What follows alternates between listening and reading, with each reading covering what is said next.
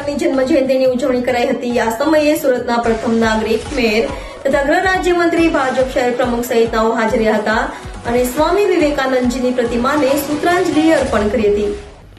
સુરત મનપા દ્વારા સ્વામી વિવેકાનંદ જન્મ જયંતિને લઈ દયાળથી બાગ ખાતે સૂત્રાંજલિ સંવંદના કાર્યક્રમ યોજાયો હતો, જેમાં ગૃહ રાજ્યમંત્રી હર્ષ સંઘવી, સુરત શહેરના mayor Dakshesh Mavani, standing chairman Rajan Patel, Surat શહેર ભાજપ અધ્યક્ષ નિરંજન ઝાંઝમેરા તેમજ સાંસદ મુકેશ દલાલ પણ ઉપસ્થિત રહ્યા હતા। જો ગૃહ રાજ્યમંત્રી હર્ષ સંઘવીએ યુવાનોને યુવા દિવસની શુભકામના પાઠવી ગૃહ રાજ્યમંત્રી હર્ષ સંઘવીએ યુવાનો માટે સંદેશ આપ્યો હતો અને જણાવ્યું હતું, વડાપ્રધાન નરેન્દ્ર મોદી આજના દિવસે નવી દિલ્હી ખાતે યુવાનો માટે મોટું પ્લેટફોર્મ આપ્યું છે। આ પ્લેટફોર્મના માધ્યમથી યુવાનોને રાજનીતિની ફિલ્ડ કે પછી અન્ય કોઈ પણ ફિલ્ડ સફળતા પ્રાપ્ત થશે। સ્વામી વિવેકાનંદજીના જીવનમાંથી અને તેમની અનેક વાતોમાંથી દેશના લાખો કરોડો યુવાનોએ જીવનમાં વિચાર્યું હોય તે મહેનતથી પ્રાપ્ત કર્યું છે। યુવા દિવસની આજે સૌ યુવાઓને ખૂબ ખૂબ શુભકામનાઓ।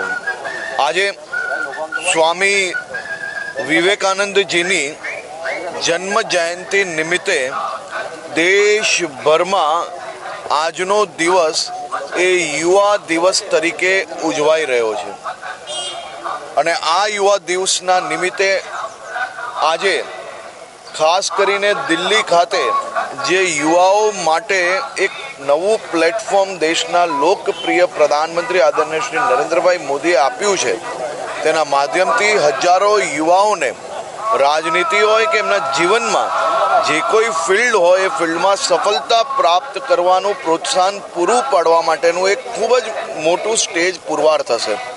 સ્વામી વિવેકાનંદજીને વંદન નમન અને એમના જીવનમાંથી અને એમની અનેક વાતોમાંથી અને ખાસ કરીને એમના વિચારો થકી આ દેશના લાખો કરોડો યુવાઓએ જે જીવનમાં વિચાર્યું હોય એ મહેનતથી પ્રાપ્ત કર્યું છે। આજે સ્વામી વિવેકાનંદજીની જન્મ જયંતિ નિમિત્તે સુરત મહાનગર ભારતીય જનતા પાર્ટી ચૂંટાયેલા સૌ પ્રતિનિધિ મહાનગરપાલિકાની ટીમ દ્વારા પૂજ્ય સ્વામી વિવેકાનંદજીની મૂર્તિ પર આજે ખાસ કરીને અહીંયા પ્રતિમા પર પૂજા વંદનાનો કાર્યક્રમ રાખેલો, ત્યાં હાજરી આપવાનો અવસર પ્રાપ્ત થયો।